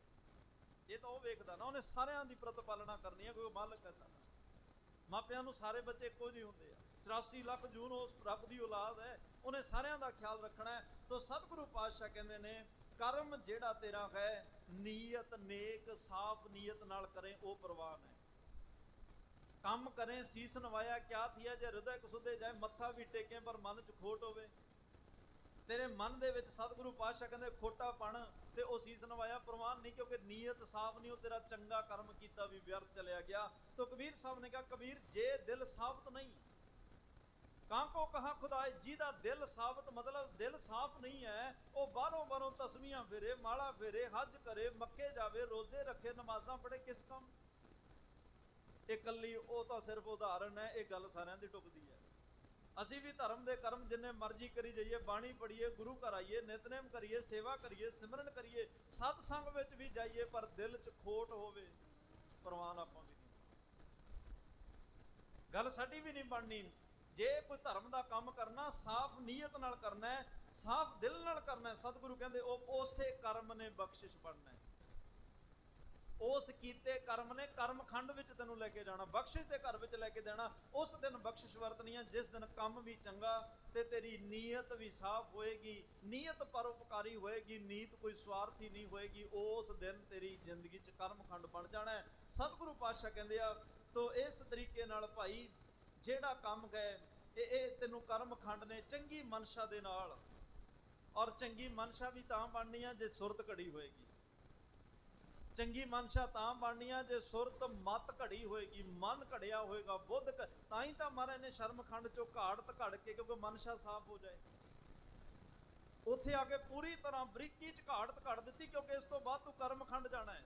ਬਖਸ਼ਿਸ਼ ਦੇ ਘਰ ਵਿੱਚ ਲੈ ਕੇ ਚੱਲਿਆ ਤੈਨੂੰ, ਜਿੱਥੇ ਬਖਸ਼ਿਸ਼ ਦੇ ਨਾਲ ਤੈਨੂੰ ਸੱਚਖੰਡ ਮਿਲਣਾ ਹੈ, ਪਰ ਉਹ ਤੋਂ ਪਹਿਲਾਂ ਘਾੜਤ ਜ਼ਰੂਰੀ ਹੈ। ਜਿਸ ਜਗ੍ਹਾ ਤੂੰ ਰੱਬ ਨੂੰ ਬਿਠਾਉਣਾ, ਉਹ ਜਗ੍ਹਾ ਤਾਂ ਸਾਫ਼ ਹੋਵੇ ਨਾ। ਜਿੱਥੇ ਪਰਮਾਤਮਾ ਨੇ ਆ ਕੇ ਬੈਠਣਾ, ਉੱਥੇ ਤਾਂ ਕੋਈ ਦਿੱਕਤ ਨਾ ਹੋਵੇ, ਉਹ ਘਾੜਤ ਗੁਰੂ ਹੀ ਕੱਢ ਸਕਦਾ। ਤਾਂ ਸਤਿਗੁਰੂ ਕਿਰਪਾ ਕਰਦੇ ਆ, ਬਖਸ਼ਿਸ਼ ਇਦਾਂ ਦੀ ਘਾੜਤ ਨਾਲ ਜਦੋਂ ਨੀਅਤ ਸਾਫ਼ ਹੋ ਗਈ, ਗੁਰੂ ਦੀ ਬਖਸ਼ਿਸ਼ ਦੀ ਵੀ ਨਾਲ ਨਾਲ ਹੋਣ ਲੱਗ ਪਈ। ਕਰਮਖੰਡ ਕੀ ਬਾਣੀ ਜੋਰ, ਰੱਬ ਨੇ ਖਿੱਚ ਕੇ ਆਪਣੇ ਵੱਲ ਕਰ ਲਿਆ, ਆਪਣੇ ਜ਼ੋਰ ਨਾਲ ਆਪਣੇ ਵੱਲ, ਜਿਵੇਂ ਚੁੰਬਕ ਖਿੱਚਦੀ ਆ, ਖਿੱਚਿਆ ਆਪਣੇ ਵੱਲ ਕਰਕੇ, ਆਪਣਾ ਜ਼ੋਰ ਵੀ ਦੇਣਾ ਸ਼ੁਰੂ ਕਰ ਦਿੱਤਾ। ਤੇਰੇ ਕਰਮ, ਸਤਿਗੁਰੂ ਕਹਿੰਦੇ ਹੁਣ ਤੇਰੇ ਕਰਮ 'ਚ ਜ਼ੋਰ ਆ ਗਿਆ, ਤੇਰੇ ਬੋਲਾਂ 'ਚ ਜ਼ੋਰ ਆ ਗਿਆ। ਜੋ ਵੀ ਜ਼ੋਰ ਆਇਆ, ਇਹ ਰੱਬ ਦਾ ਜ਼ੋਰ ਆਇਆ। ਬੋਲਾਂ 'ਚ ਤਾਂ ਇੰਨਾ ਜ਼ੋਰ ਆ ਗਿਆ, ਜੋ ਮੰਗੈ ਠਾਕੁਰ ਆਪਣੇ ਤੇ ਸੋਈ ਸੋਈ ਦੇਵੈ, ਨਾਨਕ ਦਾਸ ਮੁਖ ਤੇ ਜੋ ਬੋਲੇ, ਇਹਾਂ ਉਹਾਂ ਸੱਚ ਹੋਵੇ, ਜਾ ਕਾ ਕਹਿਆ ਦਰਗਹਿ ਚੱਲੇ। ਇੰਨੀ ਤਾਕਤ ਆ ਗਈ ਬੋਲਾਂ 'ਚ, ਜਦੋਂ ਰੱਬ ਨੇ ਜ਼ੋਰ ਦਿੱਤਾ, ਉਹਦਾ ਕਿਆ ਦਰਗਾਹ ਚੱਲਣ ਲੱਗ ਪਿਆ। ਆਹ ਜ਼ੋਰ ਦਿੰਦਾ ਗੁਰੂ। ਇਹ ਜ਼ੋਰ ਸ਼ਬਦ ਵਿੱਚੋਂ, ਇਹ ਸਿਮਰਨ ਤੇ ਅੱਖਾਂ ਵਿੱਚ ਜ਼ੋਰ ਆਇਆ। ਬ੍ਰਹਮ ਗਿਆਨੀ ਕੀ ਦ੍ਰਿਸ਼ਟ ਅੰਮ੍ਰਿਤ ਵਰਸੀ, ਇਹਦੇ ਅੱਖਾਂ 'ਚੋਂ ਕ੍ਰੋਧ ਬੜਾ ਨਿਕਲਦਾ ਹੈ, ਅੱਖਾਂ 'ਚੋਂ ਕਿਸੇ ਨੂੰ ਘੂਰੀਆਂ ਬੜੀਆਂ ਨਿਕਲਦੀਆਂ, ਪਰ ਵਿਰਲਾ ਜਿਹਦੀਆਂ ਅੱਖਾਂ 'ਚੋਂ ਅੰਮ੍ਰਿਤ ਵਰਸ ਰਿਹਾ, ਕਿਉਂਕਿ ਜਦੋਂ ਅੱਖਾਂ 'ਚ ਰੱਬ ਦਾ ਦਿੱਤਾ ਜ਼ੋਰ ਆ ਗਿਆ, ਫਿਰ ਅੰਮ੍ਰਿਤ ਇਹ ਵਰਸਾ ਰਹੀਆਂ ਨੇ। ਬ੍ਰਹਮ ਗਿਆਨੀ ਕੀ ਦ੍ਰਿਸ਼ਟ ਅੰਮ੍ਰਿਤ ਵਰਸੀ, ਜਿਹੜਾ ਬ੍ਰਹਮ ਗਿਆਨੀ ਬਣ ਗਿਆ, ਲੀਨ ਹੋ ਗਿਆ ਬ੍ਰਹਮ 'ਚ, ਤਾਂ ਮਹਾਰਾਜ ਸਾਹਿਬ ਕਹਿੰਦੇ ਆ, ਉਹਦੀਆਂ ਅੱਖਾਂ ਵਿੱਚੋਂ ਅੰਮ੍ਰਿਤ ਵਰਸ ਰਿਹਾ। ਇਹ ਜ਼ੋਰ ਅੱਖਾਂ ਵਿੱਚ ਵੀ ਉਹਦਾ ਆ ਗਿਆ, ਕੰਨਾਂ ਵਿੱਚ ਵੀ ਉਹਦਾ ਆ ਗਿਆ, ਰਸਨਾਂ ਤੇ ਜ਼ੋਰ, ਪੈਰਾਂ 'ਚ, ਹੱਥਾਂ, ਉਹਦਾ ਜ਼ੋਰ ਆ ਗਿਆ। ਜਦੋਂ ਉਹਦਾ ਜ਼ੋਰ ਆ ਜਾਏ ਫਿਰ ਇਹਨਾਂ ਦੀ ਗਲਤ ਵਰਤੋਂ ਨਹੀਂ ਹੁੰਦੀ, ਇਹ ਸਾਰੇ ਇੰਦਰੀਆਂ ਦੀ ਗਲਤ ਵਰਤੋਂ ਨਹੀਂ ਹੁੰਦੀ। ਪ੍ਰਭ ਜੀ ਵਸੈ ਸਾਧ ਕੀ ਰਸਨਾ, ਔਰ ਇਹ ਸਾਰੀ ਤਾਕਤ ਉਸ ਮਾਲਕ ਦੀ ਹੈ। ਤੋ ਸਤਿਗੁਰੂ ਕਹਿੰਦੇ ਨੇ ਤਿੱਥੈ ਹੋਰ ਨਾ ਕੋਈ ਹੋਰ, ਕਰਮ ਖੰਡ ਕੀ ਬਾਣੀ ਜੋਰ। ਹੁਣ ਕਰਮ ਖੰਡ ਚ ਆਏ, ਰੱਬ ਦੀ ਬਖਸ਼ਿਸ਼ ਵਰਤੀ, ਹੁਣ ਸਾਡੇ ਹਿਰਦੇ ਵਿੱਚ ਰੱਬ ਵਸ ਗਿਆ। ਹੁਣ ਉਸ ਜਗਿਆਸੂ ਦੇ ਹਿਰਦੇ ਵਿੱਚ ਰੱਬ ਤੋਂ ਬਿਨਾ ਤਿੱਥੈ ਹੋਰ ਨਾ ਕੋਈ, ਨਾ ਕੋਈ ਵਿਕਾਰ ਰਿਹਾ, ਨਾ ਕਿਸੇ ਹੋਰ ਪ੍ਰਤੀ ਉਹਦੇ ਮਨ ਚ ਸ਼ਰਧਾ ਭਾਵਨਾ। ਸਾਰੇ ਸਤਿਕਾਰਯੋਗ ਹੈ, ਪਰ ਆਸ ਉਮੀਦ ਕਿਸੇ ਤੇ ਨਹੀਂ ਰੱਖੀ, ਟੇਕ ਸਿਰਫ ਉਹਨੇ ਪਰਮਾਤਮਾ ਤੇ ਰੱਖ ਲਈ। ਪਰਮਾਤਮਾ ਤੋਂ ਬਿਨਾ ਉਹਦੇ ਹਿਰਦੇ ਵਿੱਚ ਹੋਰ ਦੂਜਾ ਤੀਜਾ ਕੋਈ ਨਹੀਂ, ਤਿੱਥੈ ਹੋਰ ਨਾ ਕੋਈ ਹੋਰ। ਤੋ ਸਤਿਗੁਰੂ ਪਾਤਸ਼ਾਹ ਕਹਿੰਦੇ ਆ ਤਿੱਥੈ ਜੋਧ ਮਹਾਬਲ ਸੂਰਾ, ਸੂਰਮੇ ਇਕੱਲੇ ਧਰਤੀਆਂ ਤੇ ਨਹੀਂ, ਉਸ ਘਰ ਵਿੱਚ ਵੀ ਸੂਰ, ਕਿਉਂਕਿ ਜਿਹਨੂੰ ਜ਼ੋਰ ਮਿਲੇਗਾ ਸੂਰਮਾ ਤਾਂ ਬਣੇਗਾ ਨਾ, ਉਹ ਜੋਧਾ ਬਣੇਗਾ। ਮਹਾਬਲੀ ਜੋਧਾ ਸੂਰਮਾ ਜ਼ੋਰ ਨਾਲ ਹੀ ਬਣਿਆ ਜਾਂਦਾ ਹੈ, ਪਰ ਜਿਹੜੇ ਸੂਰਮੇ ਗੁਰੂ ਨੇ ਬਣਾਏ, ਸਤਿਗੁਰੂ ਪਾਤਸ਼ਾਹ ਕਹਿੰਦੇ ਇੱਥੇ ਵੱਡੇ ਵੱਡੇ ਮਹਾਬਲੀ ਯੋਧੇ ਬਣ ਗਏ, ਇੱਥੇ ਸੂਰਮੇ ਬਣ ਗਏ। ਇੰਨਾ ਵੱਡਾ ਸੂਰਮਾ ਬਣ ਗਿਆ ਕਿ ਇਹਦੇ ਤੇ ਕੋਈ ਵਕਾਰ ਹਮਲਾ ਨਹੀਂ ਕਰ ਸਕਦਾ, ਕੋਈ ਵਾਸ਼ਨਾ ਹਮਲਾ ਨਹੀਂ ਕਰ ਸਕਦੀ, ਕੋਈ ਮਾਇਆ, ਕੋਈ ਹਉਮੈ ਹੰਕਾਰ, ਕੋਈ ਵੀ ਆ ਕੇ ਇਹਦੇ ਤੇ ਵਾਰ ਨਹੀਂ ਕਰ ਸਕਦਾ, ਕਿਉਂਕਿ ਤਕੜਾ ਹੀ ਇੰਨਾ ਹੋ ਗਿਆ, ਆਤਮਿਕ ਬਲਵਾਨ ਇੰਨਾ ਜ਼ਬਰਦਸਤ ਹੋ ਗਿਆ। ਹੁਣ ਕੋਈ ਇਹਦੇ ਤੇ ਹਮਲਾ ਨਾ, ਕਿਸੇ ਦੀ ਹਿੰਮਤ ਪੈਂਦੀ ਹੈ, ਜੇ ਕਰਦੇ ਆ ਤਾਂ ਕੋਈ ਜ਼ੋਰ ਨਹੀਂ ਚੱਲਦਾ, ਕਿਉਂਕਿ ਰੱਬ ਦਾ ਜ਼ੋਰ ਆ, ਕਰਮ ਖੰਡ ਕੀ ਬਾਣੀ ਜੋਰ। ਤਾਂ ਸਤਿਗੁਰੂ ਕਹਿੰਦੇ ਇੰਨਾ ਵੱਡਾ ਯੋਧਾ ਬਣ ਗਿਆ, ਇਹਦੇ ਸਾਹਮਣੇ ਦੁਨੀਆ ਦੀ ਤਾਕਤ ਸਾਰੀ ਹਾਰ ਗਈ। ਛੋਟੇ ਸਾਹਿਬਜ਼ਾਦਿਆਂ ਮੂਹਰੇ ਦੁਨੀਆ ਦੀ ਤਾਕਤ ਹਾਰੀ, ਭਾਈ ਮਤੀ ਦਾਸ ਸਾਹਿਬ ਉਹਨਾਂ ਦੇ ਮੂਹਰੇ ਦੁਨੀਆ ਦੀ ਤਾਕਤ ਹਾਰੀ, ਬਾਬਾ ਬੰਦਾ ਸਿੰਘ ਬਹਾਦਰ ਦੇ ਮੂਹਰੇ ਦੁਨੀਆ ਦੀ ਤਾਕਤ ਹਾਰੀ, ਭਾਈ ਮਨੀ ਸਿੰਘ ਸਾਹਿਬ ਉਹਨਾਂ ਦੇ, ਭਾਈ ਤਾਰੂ ਸਿੰਘ ਸਾਹਿਬ ਉਹਨਾਂ ਦੇ, ਮੀਰ ਮੰਨੂ ਦੀਆਂ ਜੇਲ੍ਹਾਂ 'ਚ ਸਾਡੀਆਂ ਭੈਣਾਂ ਮਾਤਾਵਾਂ ਦੇ ਸਾਹਮਣੇ ਦੁਨੀਆ ਦੀ ਤਾਕਤ ਹਾਰੀ, ਕਿਉਂਕਿ ਦੁਨੀਆ ਦੀ ਲਾਲਚ ਦੇ ਰਹੇ ਆ ਨਾ, ਦੁਨੀਆ ਦੀ ਤਾਕਤ ਨਾਲ ਉਹ ਆਪਣੇ ਵੱਲ ਕਰਨਾ ਚਾਹੁੰਦੇ, ਪਰ ਸਾਰੇ ਹਾਰ ਗਏ। ਉੱਥੇ ਰੱਬ ਦਾ ਜ਼ੋਰ ਜਿੱਤਿਆ, ਗੁਰੂ ਦਾ ਦਿੱਤਾ ਹੋਇਆ ਜ਼ੋਰ ਜਿੱਤਿਆ। ਐਸੇ ਯੋਧੇ ਨੂੰ ਮਾਇਆ ਵੀ ਨਹੀਂ ਡੁਲਾ ਸਕਦੀ, ਜਿਸ ਦੇ ਹੋਵੇ ਵੱਲ ਸੋ ਕਦੇ ਨਾ ਹਾਰਦਾ। ਜਿਹਦੇ ਵੱਲ ਉਹ ਹੋ ਗਿਆ, ਜਿਹਨੂੰ ਉਹਦਾ ਜ਼ੋਰ ਮਿਲ ਗਿਆ ਭਾਈ, ਉਹ ਨਾ ਕਦੇ ਹਾਰਦਾ, ਨਾ ਕੋਈ ਉਹਨੂੰ ਹਰਾ ਸਕਦਾ। ਸਰਮੱਧ ਫਕੀਰ ਹੋਇਆ ਕੋਈ 1661 ਦੇ ਨੇੜੇ, ਹਿੰਦੁਸਤਾਨ ਦੇ ਵਿੱਚ ਇਹ ਆਇਆ। ਔਰੰਗਜ਼ੇਬ ਬਾਦਸ਼ਾਹ ਦੇ ਨੂੰ ਆਪਣੇ ਦਰਬਾਰ 'ਚ ਬੁਲਾਇਆ, ਇਹ ਆ ਕੇ ਬੜੀ ਬੇਬਾਕੀ ਨਾਲ ਖੜ ਗਿਆ। ਔਰੰਗਜ਼ੇਬ ਕਹਿੰਦਾ ਤੈਨੂੰ ਪਤਾ ਨਹੀਂ ਬਾਦਸ਼ਾਹਾਂ ਕੋਲ ਕਿਵੇਂ ਆਈਦਾ, ਜਦੋਂ ਰੱਬ ਦਾ ਜ਼ੋਰ ਮਿਲ ਜਾਏ ਦੁਨੀਆ ਦੇ ਜ਼ੋਰ ਦੀ ਪਰਵਾਹ ਨਹੀਂ ਰਹਿੰਦੀ। ਸਰਮੱਧ ਫਕੀਰ ਹੱਸ ਕੇ ਕਹਿੰਦਾ ਵੀ ਕੀ ਗਲਤੀ, ਕੀ ਗੁਸਤਾਖੀ ਹੋ ਗਈ। ਕਹਿੰਦਾ ਤੈਨੂੰ ਪਤਾ ਨਹੀਂ ਜਦੋਂ ਬਾਦਸ਼ਾਹ ਦਰਬਾਰ 'ਚ ਆਈਏ ਬਾਦਸ਼ਾਹ ਨੂੰ ਸਲਾਮਤ ਕਰੀਦਾ, ਸਲਾਮ ਕਰੀਦੀ ਹੈ। ਸਰਮੱਧ ਫਕੀਰ ਕਹਿੰਦਾ ਬਾਦਸ਼ਾਹ ਨੂੰ ਸਲਾਮਤ ਥੋੜੀ ਕਰਦਾ, ਕੋਈ ਆਮ ਬੰਦਾ ਆਵੇ ਤਾਂ ਕਰੇ। ਇੱਕ ਬਾਦਸ਼ਾਹ ਨੂੰ ਕਹਿੰਦਾ ਜੇ ਇਹੀ ਸਵਾਲ ਮੈਂ ਤੈਨੂੰ ਕਰਾਂ ਕਿ ਤੂੰ ਮੈਨੂੰ ਸਲਾਮ ਨਹੀਂ ਕਰੀ, ਮੈਂ ਵੀ ਤਾਂ ਬਾਦਸ਼ਾਹ, ਤੂੰ ਬਾਦਸ਼ਾਹ ਮੈਂ ਬਾਦਸ਼ਾਹ। ਔਰੰਗਜ਼ੇਬ ਬੜਾ ਹੱਸਿਆ, ਕਿਉਂਕਿ ਕਮਲੇ ਬੰਦੇ ਨੂੰ ਪਤਾ ਵੀ ਨਹੀਂ ਨਾ ਵੀ ਕਦੋਂ ਹੱਸਣਾ, ਉਹ ਕਈ ਵਾਰ ਬੇਤੁਕਾ ਵੀ ਹੱਸ ਪੈਂਦਾ। ਮੈਂ ਵੀ ਤਾਂ ਬਾਦਸ਼ਾਹ, ਤੂੰ ਮੈਨੂੰ ਸਲਾਮ ਕਿਉਂ ਨਹੀਂ ਕਰੀ। ਔਰੰਗਜ਼ੇਬ ਕਹਿੰਦਾ ਗੱਲ ਸੁਣ, ਬਾਦਸ਼ਾਹ ਬਣਨ ਵਾਸਤੇ ਫੌਜਾਂ ਚਾਹੀਦੀਆਂ, ਖਜ਼ਾਨੇ ਚਾਹੀਦੇ ਆ, ਤਖਤ ਚਾਹੀਦਾ, ਦਿਖਾ ਤੇਰੇ ਕੋਲ ਕਿੱਥੇ ਆ, ਫੌਜ ਦਿਖਾ ਤੇਰੀ ਕਿੱਥੇ ਆ। ਸਰਮੱਧ ਫਕੀਰ ਕਹਿੰਦਾ ਵੀ ਇਹ ਫੌਜਾਂ ਦੀ ਲੋੜ ਉਹਨੂੰ ਪੈਂਦੀ ਹੈ ਜਿਹਦੀ ਦੁਸ਼ਮਣੀ ਵੈਰੀ ਬਹੁਤੇ ਹੋਣ, ਮੇਰੀ ਕਿਸੇ ਨਾਲ ਦੁਸ਼ਮਣੀ ਨਹੀਂ। ਹਮ ਤਾਂ ਹਰ ਸਿਉ ਧੜਾ ਕੀਆ, ਅਸੀਂ ਤਾਂ ਰੱਬ ਨੂੰ ਆਪਣੇ ਧੜੇ ਬੰਦੀ 'ਚ, ਰੱਬ ਦੇ ਧੜੇ 'ਚ ਖੜੇ ਆ, ਉੱਥੇ ਵੈਰ ਹੀ ਨਹੀਂ ਕਿਸੇ ਨਾਲ, ਤੇ ਸਾਨੂੰ ਫੌਜਾਂ ਦੀ ਵੀ ਲੋੜ ਨਹੀਂ। ਉਹ ਕਹਿੰਦਾ ਖਜ਼ਾਨੇ ਦਿਖਾ ਤੇਰੇ ਕਿੱਥੇ ਨੇ। ਸਰਮੱਧ ਫਕੀਰ ਕਹਿੰਦਾ ਖਜ਼ਾਨੇ ਉਹਨੂੰ ਚਾਹੀਦੇ ਆ ਜਿਹਦੀਆਂ ਲੋੜਾਂ ਬਹੁਤੀਆਂ ਹੋਣ, ਸਾਡੀ ਲੋੜ ਹੀ ਕੋਈ ਨਹੀਂ, ਇਹਦਾ ਮਤਲਬ ਸਾਨੂੰ ਖਜ਼ਾਨੇ ਵੀ ਨਹੀਂ ਚਾਹੀਦੇ। ਫਿਰ ਕਹਿੰਦਾ ਚੱਲ ਤਖਤ ਦਿਖਾ। ਉਹ ਕਹਿੰਦੇ ਜਿਹੜੇ ਤਖਤ ਤੇ ਮੈਂ ਬੈਠਾ ਨਾ ਉਹ ਤੂੰ ਨਹੀਂ ਵੇਖ ਸਕਦਾ, ਤੇਰਾ ਤਖਤ ਤਾਂ ਭਰਾਵਾਂ ਨੂੰ ਕਤਲ ਕਰਕੇ ਤੈਨੂੰ ਮਿਲਿਆ, ਤੇਰਾ ਤਖਤ ਆਪਣੇ ਪਿਓ ਨੂੰ ਮਾਰ ਕੇ ਮਿਲਿਆ, ਤੇਰੇ ਤਖਤ ਨੂੰ ਹਾਸਲ ਕਰਨ ਲਈ ਖੂਨ ਕਰਨੇ ਪੈਂਦੇ ਆ, ਕਤਲ ਕਰਨੇ ਪੈਂਦੇ ਆ। ਸਾਡਾ ਤਖਤ ਹੈ ਦਿਲ ਦਾ ਤਖਤ, ਇਸ ਤਖਤ ਤੇ ਬੈਠਣ ਲਈ ਸਿਰਫ ਪ੍ਰੇਮ ਕਰਨਾ ਪੈਂਦਾ। ਸਿਰਫ ਇੱਥੇ ਜਿਨ ਪ੍ਰੇਮ ਕੀਓ ਤਿਨ ਹੀ ਪ੍ਰਾਪਾਏ, ਤਖਤ ਤੇ ਬੈਠਣ ਲਈ ਸਿਰਫ ਪ੍ਰੇਮ ਚਾਹੀਦਾ। ਮੈਂ ਦਿਲ ਦੇ ਤਖਤ ਤੇ ਬਾਦਸ਼ਾਹ ਬਣਿਆ ਬੈਠਾ, ਜਿੱਥੇ ਰੱਬ ਵੀ ਬੈਠਾ, ਮੈਂ ਵੀ ਬੈਠਾ, ਬਲਕਿ ਇੱਕ ਹੀ ਹੋਏ ਬੈਠੇ ਆ, ਸਾਡੀ ਪਹਿਚਾਣ ਕੋਈ ਨਹੀਂ। ਔਰ ਤੇਰੇ ਤਖਤ ਨੂੰ ਹਰ ਵੇਲੇ ਖਤਰਾ, ਮੇਰੇ ਤਖਤ ਨੂੰ ਕੋਈ ਖਤਰਾ। ਇਹ ਜੁਗੋ ਜੁਗ ਅਟਲ, ਇਹ ਸਦੀਵ ਕਾਲ ਰਹਿਣਾ, ਕਿਉਂਕਿ ਰੱਬ ਆਪ ਬੈਠਾ। ਤਿੱਥੈ ਜੋਧ ਮਹਾਬਲ ਸੂਰ, ਇਹ ਸੂਰਮਤਾਈ ਹੈ। ਤਿੰਨ ਮੈਂ ਰਾਮ ਰਿਹਾ ਭਰਪੂਰ। ਹੁਣ ਇਸ ਖੰਡ ਵਿੱਚ ਅੰਦਰਲੀ ਅਵਸਥਾ ਨੇ ਬਦਲਣਾ। ਜਬ ਹਮ ਹੋਤੇ ਤਬ ਤੂੰ ਨਹੀਂ, ਅਬ ਤੂੰ ਹੀ। ਤਿੰਨ ਮੈਂ ਰਾਮ ਰਿਹਾ ਪਰ ਅਬ ਤੂੰ ਹੀ, ਪਰਮਾਤਮਾ ਹੁਣ ਤੂੰ ਆ ਗਿਆ, ਹੁਣ ਤੇਰੇ ਤੋਂ ਬਿਨਾ ਹੋਰ ਕੋਈ ਵੀ ਨਹੀਂ ਹੈ। ਤਿੰਨ ਮੈਂ ਰਾਮ ਰਿਹਾ ਭਰਪੂਰ, ਹੁਣ ਅੰਦਰ ਰੱਬ ਵਸ ਗਿਆ। ਉਸ ਅਵਸਥਾ ਜਿੰਨੇ ਬੈਠੇ ਨੇ ਉਹ ਸੂਰਮੇ ਨੇ, ਯੋਧੇ ਨੇ, ਉਹਨਾਂ ਦੇ ਰੋਮ ਰੋਮ ਚ ਅਕਾਲ ਪੁਰਖ ਵਸ ਗਿਆ। ਇੱਥੇ ਰਮੇ ਹੋਏ ਪ੍ਰਮਾਤਮਾ ਦੀ ਗੱਲ ਹੈ, ਭਗਵਾਨ ਰਾਮਚੰਦਰ ਦੀ ਗੱਲ ਨਹੀਂ ਹੈ। ਰਮਿਆ ਹੋਇਆ ਪ੍ਰਮਾਤਮਾ ਵਸ ਗਿਆ। ਜਿਹੜਾ ਨਾਮ ਕਬੀਰ ਸਾਹਿਬ ਜਪਦੇ ਨੇ ਉਹੀ ਬਨਾਰਸ ਦੇ ਲੋਕ ਵੀ ਉਹੀ ਜਪ, ਉਹ ਵੀ ਰਾਮ ਕਹਿ ਰਹੇ, ਉਹ ਵੀ ਰਾਮ ਕਹਿ ਰਹੇ ਆ। ਫਰਕ ਇੰਨਾ ਹੀ ਹੈ, ਜਿਹੜੇ ਉਹ ਲੋਕ ਕਹਿ ਰਹੇ ਆ ਉਹ ਤਾਂ ਸਿਰਫ ਹਰ ਹਰ ਨਿਤ ਕਰਹਿ ਰਸਨਾ, ਉਹ ਤਾਂ ਰਸਨਾ ਤੋਂ ਹੀ ਬੋਲ ਰਹੇ ਆ। ਲੇਕਿਨ ਕਬੀਰ ਸਾਹਿਬ ਉਸ ਰਾਮ ਨੂੰ ਅੰਦਰੋਂ ਜਪ ਰਹੇ ਆ, ਅੰਦਰ ਜੁੜ ਕੇ ਵੇਖ ਰਹੇ ਆ, ਉਸ ਰਾਮ ਨੂੰ ਅੰਦਰੋਂ ਮਹਿਸੂਸ ਕਰ ਰਿਹਾ, ਸਾਰੀਆਂ ਜਗ੍ਹਾ ਤੇ ਸਰਵ ਵਿਆਪਕ ਵੇਖ ਰਿਹਾ। ਇੱਧਰ ਵੀ ਰਾਮ ਕਹਿਣ ਵਾਲਾ, ਉਧਰ ਵੀ ਰਾਮ, ਦੋਵਾਂ ਦਾ ਟਕਰਾਅ ਵੀ ਹੈ। ਇੱਕੋ ਹੀ ਸ਼ਬਦ ਜਪਣ ਵਾਲਿਆਂ ਦਾ ਟਕਰਾਅ ਵੀ ਹੋ ਰਿਹਾ ਹੈ।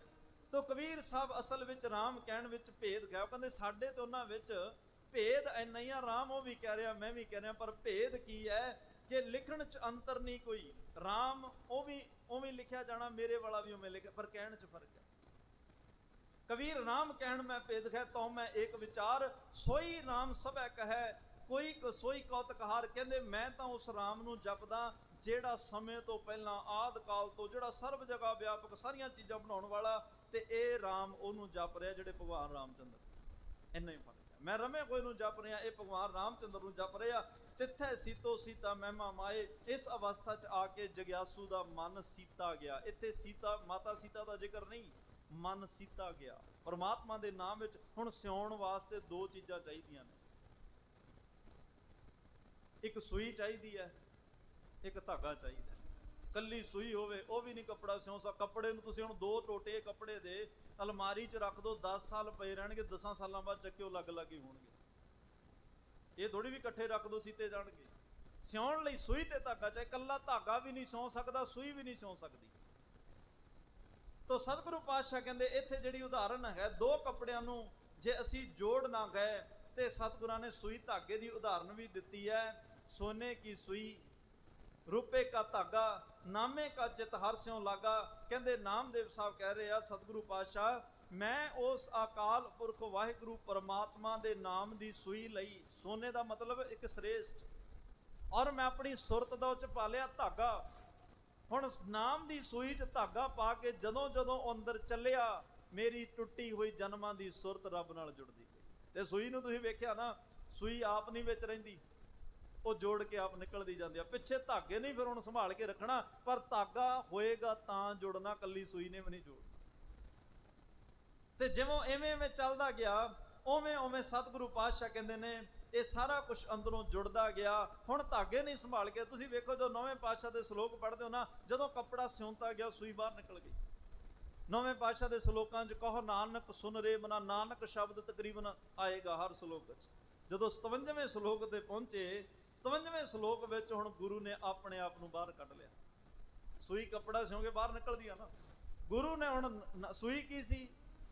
ਪਰਮਾਤਮਾ ਦਾ ਨਾਮ। ਹੁਣ ਸੂਈ ਬਾਹਰ ਨਿਕਲ ਗਈ, ਗੁਰੂ ਨੇ ਆਪਣੇ ਆਪ ਨੂੰ ਬਾਹਰ, ਜਿਹਨੇ ਜੋੜਿਆ ਉਹਨੇ ਵੀ ਆਪਣੇ ਆਪ ਨੂੰ ਬਾਹਰ ਕੱਢ ਲਿਆ। ਰਾਮ ਨਾਮ ਔਰ ਮੈਂ ਗਇਓ, ਜਾ ਕੇ ਸਮ ਨਹੀਂ ਕੋਏ, ਜੇ ਸਮਰਤ ਸੰਕਟ ਮਿਟੈ ਦਰਸ ਤੁਹਾਰ ਹੋਏ। ਹੁਣ ਉੱਥੇ ਰਾਮ ਨਾਮ, ਹੁਣ ਤਾਂ ਰੱਬ ਦਾ ਨਾਮ ਹਿਰਦੇ 'ਚ ਵਸ ਗਿਆ। ਸੀਤੋ ਸੀਤਾ ਮਹਿਮਾ ਮਾਹੇ, ਹੁਣ ਤਾਂ ਸੀਤਾ ਗਿਆ। ਹੁਣ ਗੁਰੂ ਸਾਹਿਬ ਕਹਿੰਦੇ ਜੇ ਸੂਈ ਅੰਦਰ ਨਹੀਂ ਰਹਿੰਦੀ, ਮੈਂ ਵੀ ਅੰਦਰ ਕਾਹਨੂੰ ਰਹਿਣਾ, ਮੇਰਾ ਤਾਂ ਕੰਮ ਸੂਈ ਤਰ੍ਹਾਂ ਇੰਨਾ ਹੀ ਸੀ, ਤੈਨੂੰ ਵਿਛੜੇ ਨੂੰ ਉਹਦੇ ਨਾਲ ਜੋੜ ਦਿਆਂ। ਤਿੱਥੈ ਸੀਤੋ ਸੀਤਾ ਮਹਿਮਾ ਮਾਹੇ, ਜਿਹੜੇ ਉੱਥੇ ਜਿਨ੍ਹਾਂ ਦਾ ਇਹ ਮਨ ਸੀਤਾ ਗਿਆ, ਤਾਂ ਕਿ ਰੂਪ ਨਾ ਕਥਨੇ। ਇਹ ਅੰਦਰ ਦੀ ਘਾੜਤ ਹੈ, ਅੰਦਰ ਦਾ ਜਿਹੜਾ ਉਹ ਰੂਪ ਬਣਿਆ, ਘਾੜਤ ਤੋਂ ਬਾਅਦ ਜਿਹੜੀ ਸੁੰਦਰਤਾ ਆਈ ਉਹ ਹੁਣ ਬਿਆਨ ਨਹੀਂ ਹੋ ਰਹੀ, ਉਹ ਕਹਿਣ ਕਥਨ ਤੋਂ ਬਾਹਰ ਹੋ ਗਈ। ਨਾ ਉਹ ਮਰੈ ਨਾ ਠਾਗੇ ਜਾਹੇ, ਜਿਨ ਕੈ ਰਾਮ ਵਸੈ ਮਨ ਮਾਹੇ। ਜਿਨ੍ਹਾਂ ਦੇ ਮਨ 'ਚ ਰੱਬ ਅਕਾਲ ਪੁਰਖ ਵਸ ਗਿਆ ਭਾਈ, ਉਹਨਾਂ ਨੂੰ ਮੌਤ ਦੋ ਤਰ੍ਹਾਂ ਦੀ ਹੈ। ਵੈਸੇ ਕਈ ਤਰ੍ਹਾਂ ਦੀ ਹੈ, ਇੱਕ ਸਰੀਰਕ ਮੌਤ ਹੈ, ਇੱਕ ਆਤਮਿਕ ਮੌਤ। ਬਾਣੀ ਦੇ ਵਿੱਚ ਜਿਹੜਾ ਵਾਰ-ਵਾਰ ਜਦੋਂ ਜ਼ਿਕਰ ਆਉਂਦਾ ਆਤਮਿਕ ਮੌਤ ਦਾ, ਮਿਰਤਕ ਕਹੀਐ ਨਾਨਕਾ ਜੈ ਪ੍ਰੀਤ ਨਹੀਂ, ਆਖਾਂ ਜੀਵਾਂ ਵਿਸਰੈ ਮਰ ਜਾਓ। ਪਰ ਜਿਨ੍ਹਾਂ ਦਾ ਮਨ ਸੀਤਾ ਗਿਆ, ਉਹਨਾਂ ਨੂੰ ਕਦੇ ਆਤਮਿਕ ਮੌਤ ਨਹੀਂ ਆਉਂਦੀ। ਮਾਇਆ ਸਭ ਨੂੰ ਠੱਗਦੀ ਹੈ, ਜਿਹੜਾ ਉਹਦੇ ਨਾਲ ਜੁੜ ਗਿਆ ਮਾਇਆ ਤੋਂ ਵੀ ਉਹ ਨਹੀਂ ਠੱਗਿਆ ਜਾਂਦਾ। ਕਿਉਂ? ਕਿਉਂਕਿ ਜਿਨ ਕੈ ਰਾਮ ਵਸੈ ਮਨ ਮਾਹੇ, ਤਿੱਥੈ ਭਗਤ ਵਸੈ ਕੇ ਲੋ। ਆ ਸੁਣਿਓ ਧਿਆਨ ਨਾਲ। ਅਸੀਂ ਕਈ ਵਾਰ ਸੋਚਦੇ ਹਾਂ ਵੀ ਅੰਮ੍ਰਿਤ ਛਕ ਕੇ ਗੁਰੂ ਵਾਲੇ ਬਣ ਕੇ ਹੀ ਸੱਚਖੰਡ ਜਾਇਆ ਜਾਣਾ। ਮੁਸਲਮਾਨ ਵੀਰ ਸੋਚਦੇ ਆ ਵੀ ਜੇ ਵਹਿਸ਼ਤ ਦਾ ਦਰਵਾਜ਼ਾ ਖੋਲਣਾ ਚਾਹੁੰਦਾ, ਤੈਨੂੰ ਮੁਸਲਮਾਨ ਬਣਨਾ ਪਏਗਾ। ਸਨਾਤਨ ਵੀਰ ਕਹਿ ਰਹੇ ਆ ਕਿ ਤੈਨੂੰ ਹਿੰਦੂ ਧਰਮ 'ਚ ਹੀ ਆਉਣਾ ਪਏਗਾ ਜੇ ਰੱਬ ਦੀ ਦਰਗਾਹ ਵਿੱਚ ਜਾਣਾ ਚਾਹੁੰਦਾ ਹੈ। ईसाई धर्म वाले कहते आ जे उस आसमानी दुनिया का सर्टिफिकेट चाहिए तेनू सारी जिंदगी ईसाई बन के लंघाउणी पएगी, पर तिथे भगत वसै के लो उस रब दे भवन विच पता ही नहीं किन्ने लोकां दे भगत वस रहे। हुण जिहड़े भगत गुरु ग्रंथ साहिब च बैठे मुसलमान भी है, ब्राह्मण भी है, नाई भी है, इत्थे तां बुत्तियां घड़न वाले भी ने, इत्थे सदरा कसाई जी वर्गे बैठे, इत्थे धन्ना भगत बैठा, कबीर साहब जलाहा, इत्थे भगत रविदास, किन्ने जात अखौती जात धर्मां बरादरियां वख वख प्रांतां तो आके भगत गुरु ग्रंथ साहिब च बैठ के ते रब दे घर विच भी तिथै भगत वसै के लो। ना मैं एक निक्की जी बेनती, क्यों तां वसदिया करे है आनंद सच्चा मन सोए, उन्हां दे मन विच परमात्मा वस गया, उस नाम करके वो आनंद विच ने, जेड़ा जिहदे अंदर हुण 2 स्कूलां च बच्चे पढ़ रहे, दोवां दी एड्रैस अलग है पर पढ़ाई कोई है। जदों वो पढ़ाई विच सफल होए, पास होए, सर्टिफिकेट मिले, वो एक नौकरियां ते चंगियां कुर्सियां ते बैठ गए, पर वो ये तां नहीं ना पुछदे तू किहड़ी वर्दी पा के जांदा हुंदा सी, तू किहड़ी वर्दी पा के सर्टिफिकेट हासिल कीता, बस वो कहता ज्ञान पढ़ाई हासिल की। वर्दियां का कोई मसला नहीं है, स्कूलों का भी कोई मसला, असीं गुरु नानक साहब के स्कूल च पढ़ रहे हैं, कोई इस्लाम धर्म के स्कूल च पढ़ रहा है, कोई सनातन के स्कूल च पढ़ रहा, पर पढ़ तो पढ़ाई रब दी रहे ना, जाना तो सारे उत्थे ही चाहते हैं ना, स्कूलों का कोई मसला नहीं, जेड़े च मर्जी पढ़ लो पर पढ़ियो मन ला के, सुरत वखरी ते सूई वखरी ना होवे, इकट्ठे होण तां जुड़िया जाना। अल्लाह यार खां जोगी 1920 के नेड़े की घटना है, जिन्हें धन गुरु गोबिंद सिंह साहब पातशाह की महिमा दे विच शहीदे वफा बड़ी कमाल दीयां किताबां लिखी, चमकौर दे जंग दा वर्णन, साहिबजादियां दी शहादत जिहड़ी वो कर गया। अज जदों साहिबजादियां दी गल चलेगी अल्लाह यार खां जोगी तो बिना कंप्लीट नहीं होंदी। अंतम दिन ने, मौत सराहने खड़ी है, काजी मुलाने इकट्ठे होके आ, क्योंकि शेख दिता इन्हूं उन्होंने धर्म वालियां ने भी, एक बागी एक काफर की उस्तत लिख रहा है अल्लाह यार खां जोगी ने। वो कहन लगे अल्लाह यार खां जोगी कोई गल नहीं, तू गुनाह तां कीता ही है, तू उठ के हुण मंजे तो जा नहीं सकदा, तू सानू आग्ञा दे दे, असीं ये तेरा गुनाह बख्शा दिंदे आ। कहंदे किहड़ा गुनाह, तू बागी गुरु गोबिंद सिंह की उस्तत कीती है। अल्लाह यार खां जोगी कहंदा जे तुसीं इहनूं गुनाह मंनदे हो ना, जे खुदा ने मैनू अगला जन्म दिता, ये गुनाह मैं फिर भी करांगा, ये गुनाह ना मेरा बख्शायो, ये गुनाह ना मेरा वो कहंदे तेरी ना नमाजे मैयत पढ़नी है, ना तेरी नमाजे जनाजा पढ़नी है, जे तू काफर होके मर गया ना तेनू मुहम्मद साहब ने जगह अपनी घर विच देनी है, ना तेनू जन्नत विच ना बैशत विच जगह मिलनी है, तू सानू आग्ञा दे, असी तेरा गुनाह बख्शाइए, तेरी नमाजे मैयत पढ़ी जावे, नमाजे जनाजा पढ़ी जावे, ताकि तेनू मुहम्मद साहब तेनू बैशत विच जगह मिल जाए। अल्लाह यार खां जोगी कहंदा मैनू तुहाडे किसे बैशत दी लोड़ नहीं, किसे जन्नत दी लोड़ नहीं, किसे स्वर्ग की लोड़ नहीं, मैनू आ गुनाह करके दुनिया तो जा लैण दिओ, मैनू गुरु गोबिंद सिंह की गोद उड़ीक रही है, मैनू गुरु गोबिंद सिंह की गोद उड़ीक रही है, मैं तो उहदी गोद विच जाना, मैं तुहाडीआं जन्नतां बैशतां तो की लैणा। तिथे भगत वसै के लो, उत्थे बड़े भवनां दे, उस भवन च बड़े लोकां दे भगत वस रहे आ। इन्हां गल्लां तो उच्चे उठ के इस कर्मखंड दे वासी बनया जांदा। इस तो अगला खंड सचखंड है, वो असीं अगले समय च विचारांगे। सतगुरु किरपा करन। सारी मेरी अरदास है तुसीं ये सफर करदे करदे खंडां चों लग के कर्मखंड सचखंड दे वासी बनो, जिउंदे जी बनो, माणो जिंदगी विच, तां कि जीवन लोक सुखीए परलोक सुहेले। नानक हर प्रभ आपे मेले दे भागी बन सके। तमाम भुलां चुकां दी खिमा देहो सज्जण असीसड़ियां जो होवे। साहिब शामिल सारी संगत आनंद साहब की बाणी च रसना पवित्र करियो जी। फिर अरदास बेनती विच जुड़ांगे। आनंद साहिब राम कली महला